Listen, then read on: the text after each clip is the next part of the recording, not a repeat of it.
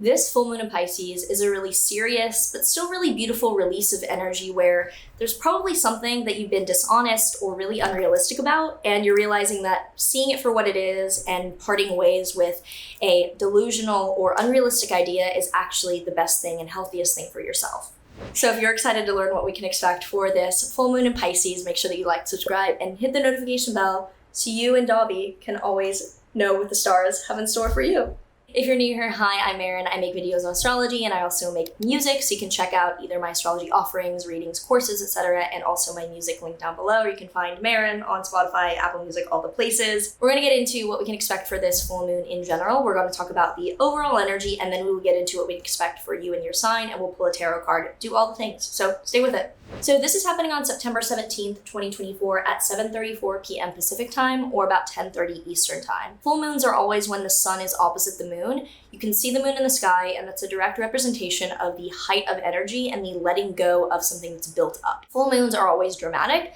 That doesn't mean bad. It just means the end of a cycle or the celebration versus the new moon that is the beginning of a cycle. Now, Pisces is a mutable water sign. Mutable meaning a transition between seasons. This is going from winter to spring. All the mutable signs signify change, transition, and adaptability. With it being a water sign, it shows the adaptability of emotions and going between states of feeling and being. This makes Pisces probably, and I don't mean this in any pejorative way, the most unstable, most ever-changing sign, also the most compassionate, most relatable, and most empathetic sign on its own. It doesn't mean Pisces people are that, but it means that on its own, it is the ability to experience, relate, and have any sort of like empathetic, intuitive, psychic powers as well with the amount of changeability that Pisces has. So full moon in Pisces is already going to show an energy of giving up something emotional that has been changing, been fluctuating, been unstable in your life that you're now ready to transmute or part ways with. The sun will be at 25 degrees of Virgo, which is in the third decan or third of Virgo. It is associated with the 10 of Pentacles tarot card and known as wealth. That is the name of this card in this decan. And it's ruled by Mercury, which is also the ruler of all of Virgo. So there's this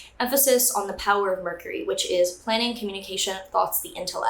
It is the way that actually being like on top of things and intelligent or having information is the true wealth. Like knowledge is wealth, knowledge is power. And it's generally a pretty like neutral to positive card, showing that like you've gotten to the top of the field, you've gotten to the top of the game, but most of all top of your game with knowledge and experience. Therefore, the moon is opposite that, 25 degrees of Pisces, associated with the 10 of Cups tarot card known as the Lord of Satiety. This is the basically like happy ending, full circle, it worked out, you are satiated. This means that you are satiated. That's like what I see here. You got the experience, sun in Virgo. The sun is also conjunct Mercury in Virgo, which is where it's at home and exalted.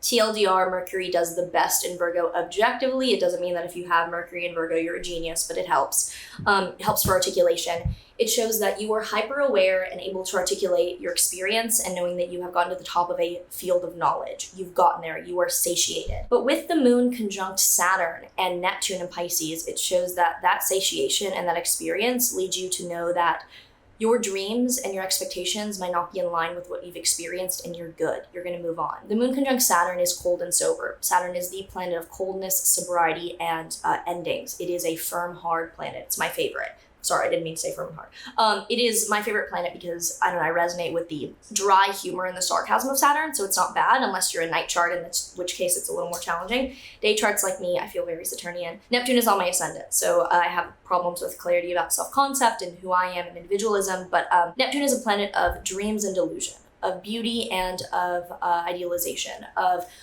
both beautiful transcendent states and also like disease and not being in touch with clarity and health. Neptune is the epitome of nebulous energy. It's not equivalent to Pisces. It's not connected to Pisces. I don't believe it rules Pisces, but Neptune in Pisces is the epitome of lack of clarity and lack of like rigidity. So having Saturn there shows that there's a cold, hard truth about something creative or spiritual or dreamlike, and you're ready to let go of what this idea or dream was because of that cold, hard truth. So this doesn't seem bad.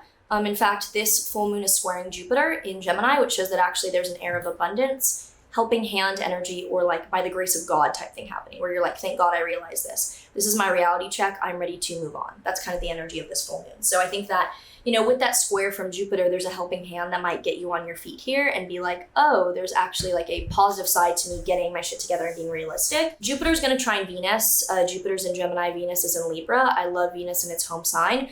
shows that there's an air of appreciation even with how serious and maybe kind of cold, hard, truthy this full moon is. Venus will be squaring Pluto, so do be aware of possible manipulation or people getting under your skin intentionally, like how I hate this metaphor and I don't know if anyone else can relate, but like when you're like a young woman, sometimes older women can be really bitter and like try to like act like your dreams are like shitty and like not to follow them because they're bitter. So there's kind of an energy with Venus square Pluto around this that don't let ending something be because someone's manipulating you to feel bad or to be cynical. Let the letting go be because you want a healthier thing to focus on. So it is a healthy, cold letting go of something that is dreamlike because you're ready to move on to other reality.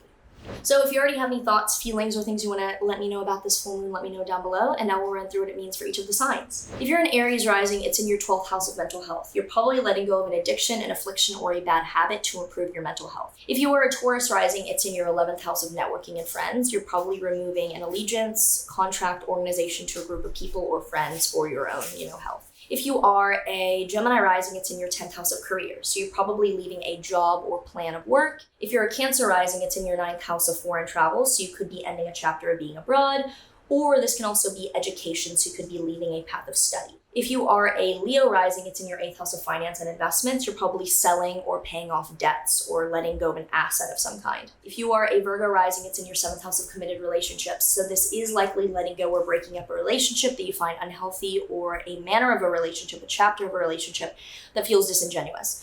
If you are a Libra rising, it's in your 6th house. This can be people you work with. You could be letting go of a team of people. It could also be physical health. You could be letting go of a way of working out or diet, exercise, treatment wise. If you are a Scorpio rising, it's in your 5th house, which can be creativity. You could be letting go of a creative project. It could also be romance. You could be breaking up with someone or letting go of a crush on someone. For Sag risings, it's in your 4th house of home or family. You're probably cutting off family or moving out. If you are a Capricorn rising, as I am, this is in our 3rd house of communication and busyness, sometimes projects or content, so you're probably letting go or releasing something you've been working on, content, project, communication-wise. If you are an Aquarius rising, it's in your 2nd house of income, so you're probably selling or letting go of a stream of income or selling something or ending a way of making money. And finally, if you're a Pisces rising, it's in your 1st house of self. You guys are breaking free, removing boundaries, and becoming more of your own person by ending something that you associated with your character. So if you enjoyed this, let me know in a comment down below. Make sure to like and subscribe if you have not already. This is a pretty neutral but serious full moon, and so I hope you enjoy it. All right, see you in the next one.